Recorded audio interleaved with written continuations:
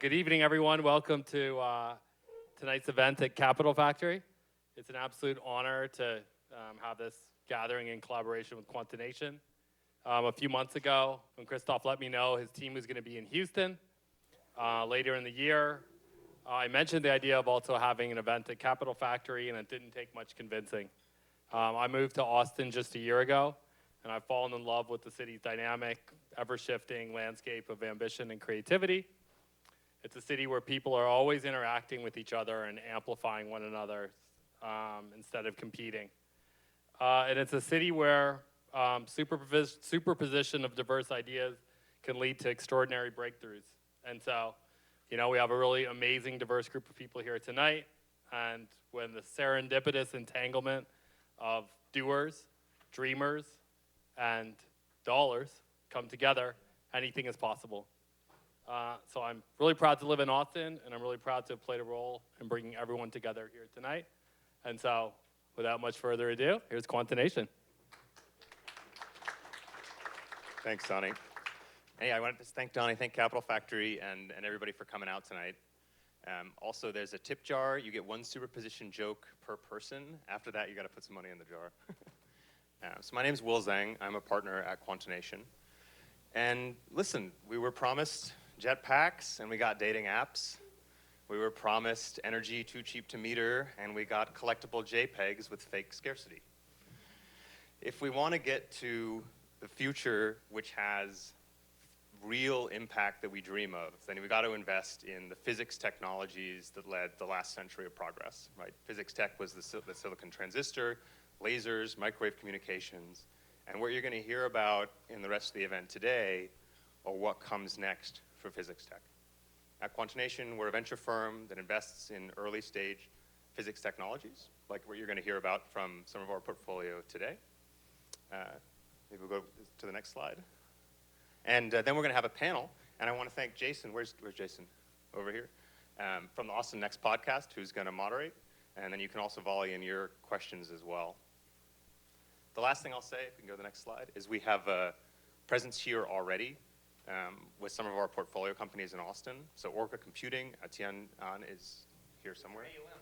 So Orca Computing does photonic quantum technologies, Qubit Pharmaceuticals does quantum chemistry and simulation for drug development, and Tau is doing commercial particle accelerators. So without further ado, to answer questions like how many AUM we have, which is on the next slide, I'll hand over to Christophe Dirkzak, our managing partner. Thank you. Thank you, Will. So we'll make a short introduction about the fund, Quantination, what it is, what we have performed, what we have achieved so far. Not going too much into the details, but then we can, chat and have further conversations. So the fund itself has been created in 2018. We have a little bit more than 200 million euro under management. Euro because the fund is based in France.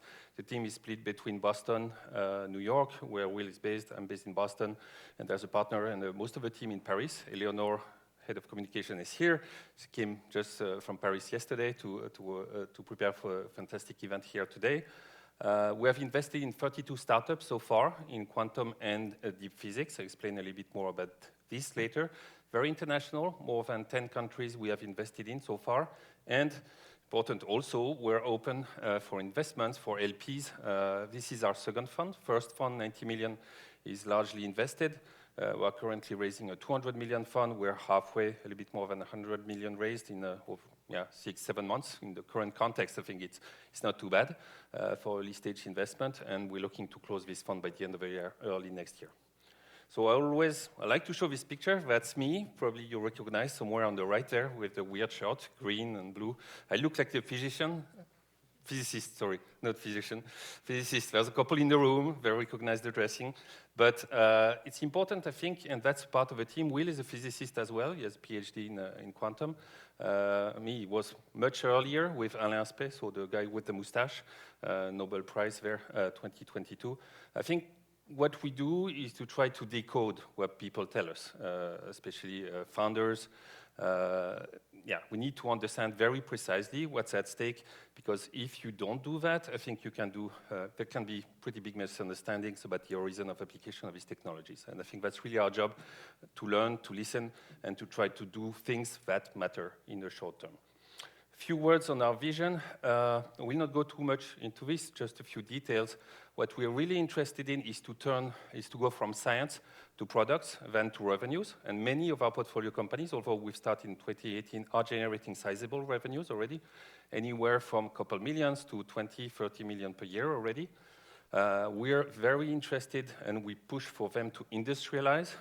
So typically in an academic setup, I mean, an experiment, it works maybe 20%, 30% of the time. You don't care too much, but when it's a product, it has to work 90, 95, 99% of the time so that you can perform a computation. And that's clear focus for us to turn this into product.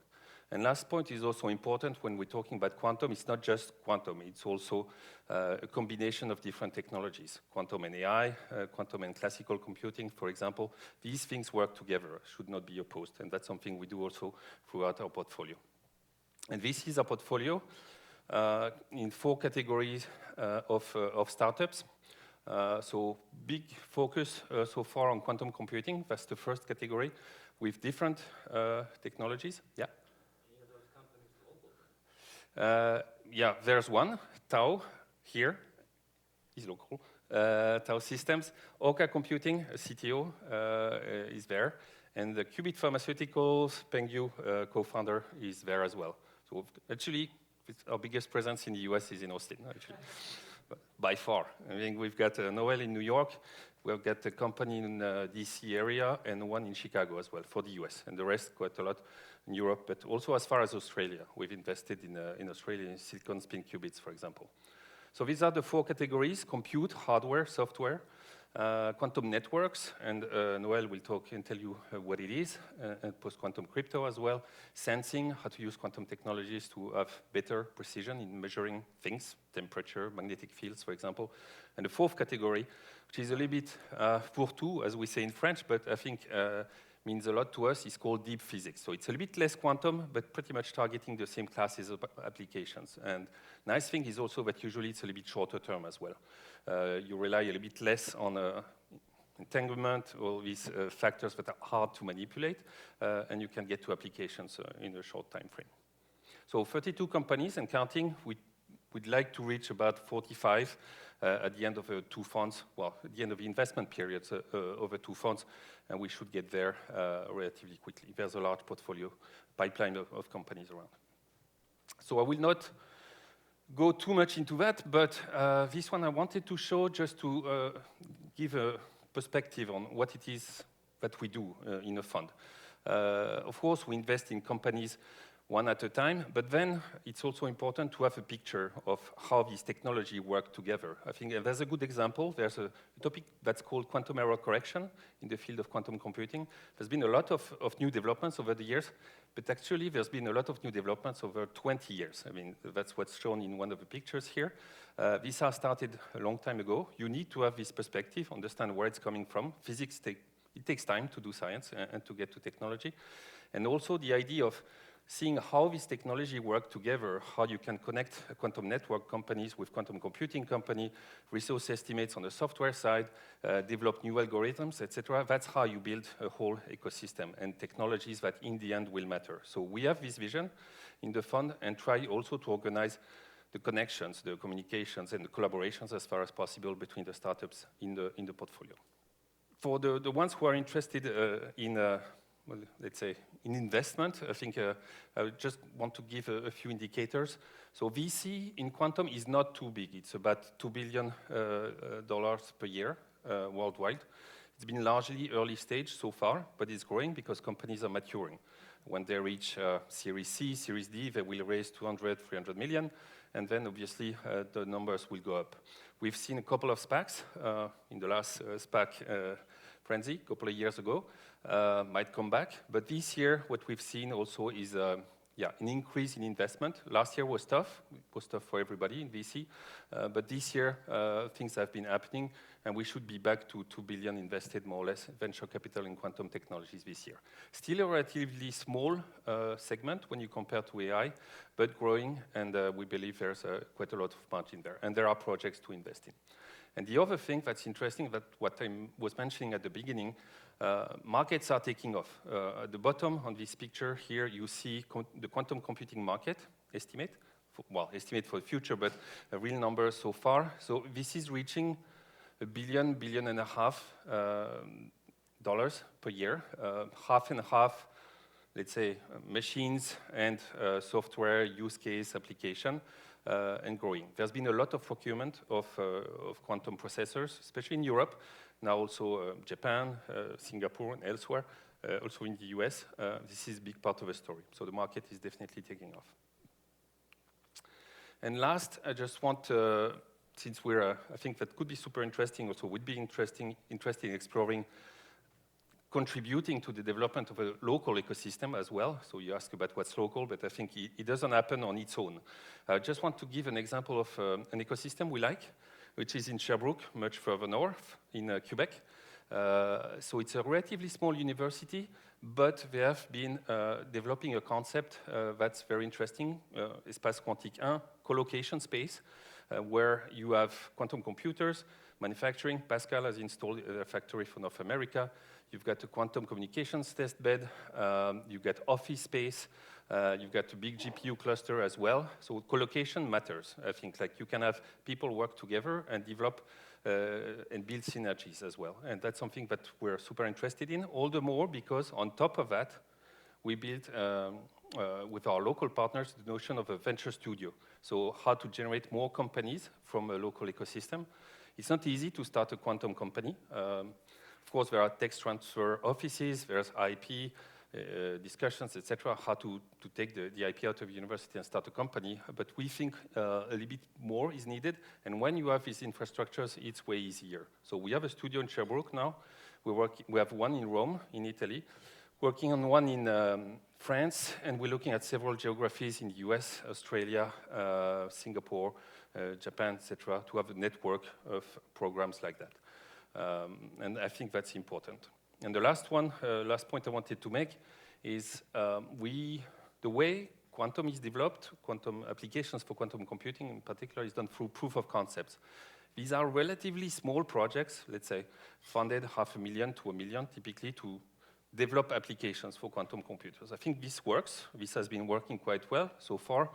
But we believe that what we need to do is structure more collaborative approaches on themes, on topics with an impact, how to develop quantum for something. Here in that case, the example was about climate and sustainability. There was a very nice conference last year in New York State where we had researchers, startup, corporates work together and talk about what's the plan, how could we put more quantum computing for this kind of research. Interestingly enough, some of the participants were from ARPA-E, and they started this year. Well, it's in a plan. There was a workshop a couple of weeks ago. Super interesting. Quantum computing for energy innovations. This is coming a little bit from these discussions, and I think we can do more on this topic. Energy, other topics, simulation of climate, etc. But this is not just happening one project at a time. So we believe strong initiatives like that, well-funded, will matter. And that's the reason why we're sponsoring this event, which is going to happen in Paris. So if any of you is interested, it's Alain Aspect Symposium, 19th and 20th of November. A very nice place, just 30 minutes east of Paris, co-organized with local partners, X-Campus in particular. It's going to be over 2 days. The idea is to bring researchers from the climate field, express their needs in terms of computation, and see if and when quantum technologies can help, both in sensing and computation. So over 2 days, I hope it's going to be a successful event. And to finish, and this is the very, very last slide, so happy to share that we are offering a discount on the product that's Worley is here somewhere. Where is he? He's there. So Worley and me were interested in this company. We put a small investment, personal, each of us. I think there and some others as well. They're developing simulators, emulators of quantum computers, so up to 30 qubits. So that's something you can do and connect to your laptop. And then there's a whole programming environment that comes with it. So it's a very good way to start learning about how to program a quantum computer, learn about the language, how to do it. And there's a discount. So with the code word Quantonation Quokka, until end of November, you've got a 5% discount on this. So there's not that many left, so you should rush and have a look at that. But that's a pretty interesting way. And universities all around the world are interested in procuring these machines. I think, of course, it's not the price of a true quantum computer, but that's a good way to get started on this obviously important topic. I think that's it for me. Thank you very much.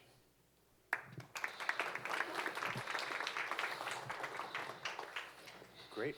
And so next up, we've got Will Wasik, who's the chairman at Pascal, which is a neutral atom quantum computing company.